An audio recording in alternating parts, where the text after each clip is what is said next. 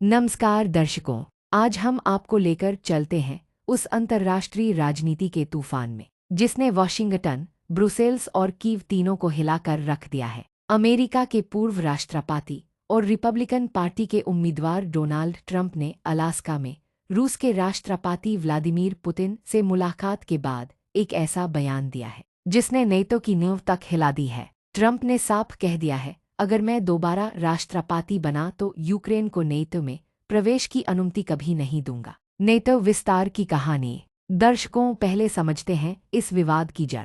1949 में नेटो की स्थापना हुई, जिसका मकसद था सोवियत संघ के विस्तार को रोकना। शीत युद्ध के बाद 1990 में जब जर्मनी का पुनरेकीकरण हुआ, तब रूस को वादा किया गया था कि नेटो पूर्व की ओर नहीं बढ़ेगा, लेकिन धीरे धीरे ये वादा टूटता गया। 1999 में पोलैंड, हंगरी और चेक रिपब्लिक शामिल हुए। 2004 में बाल्टिक देश Estonia, Latvia, Lithuania, Slovenia, Bulgaria और रोमानिया भी सदस्य बन गए। रूस को यह हर कदम एक खतरे की तरह लगा और 2008 में जब नेटो ने साफ कहा कि यूक्रेन और जॉर्जिया भी भविष्य में शामिल हो सकते हैं, तब रूस की बेचैनी चरम पर पहुंच गई। यानी नेटो का विस्तार रूस के लिए हमेशा एक रेड लाइन रहा। रूस यूक्रेन युद्ध और नेटो की अहमियत। 2014 में रूस ने क्रीमिया पर कब्जा किया। 2022 में रूस ने पूरे यूक्रेन पर हमला कर दिया। यूक्रेन का तर्क साफ है,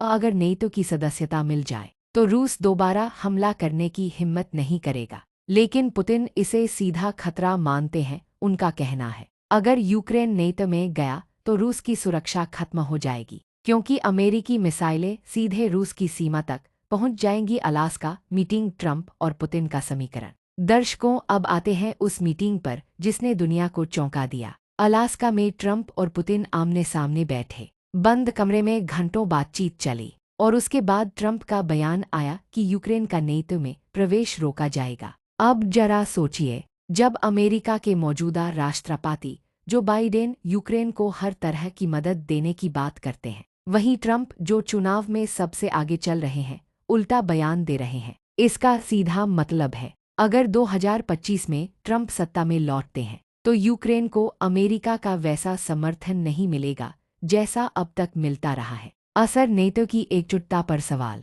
दर्शकों, यह बयान सिर्फ एक राजनीतिक बयान नहीं है, यह नेटो की एकजुटता पर सवाल खड़ा करता है, क्योंकि नेटो का असली ताकतवर सदस्य है अमेरिका। अगर अमेरिका पीछे हट गया तो यूरोप के देश अकेले पड़ जाएंगे। फ्रांस, जर्मनी और ब्रिटेन जैसे देश जरूर यूक्रेन को सपोर्ट कर रहे हैं, लेकिन अमेरिका के बिना ये समर्थन अधूरा है। ट्रंप की राजनीति और अमेरिका फर्स। ट्रंप हमेशा से कहते आए हैं, नेटो सिर्फ अमेरिका पर बोझ है। उनका तर्क है कि अमेरिका अरबों डॉलर खर्च करता है, जबकि यूरोपीय देश अपनी जिम्मेदारी पूरी नहीं निभाते। अब वही नीति यूक्रेन पर भी लागू होती दिख रही है। ट्रंप का यह बयान उनके अमेरिका फर्स्ट एजेंडे को मजबूत करता है, लेकिन रूस और पुतिन को इसका सीधा फायदा होगा। अंतर्राष्ट्रीय प्रतिक्रिया। कीव यूक्रेन की राजधानी में इस बयान को धोखा माना जा रहा है। यूरोप के नेताओं में बेचैनी है। वहीं मॉस्को यानी रूस की राजधानी में इस बयान का स्वागत किया जा रहा है।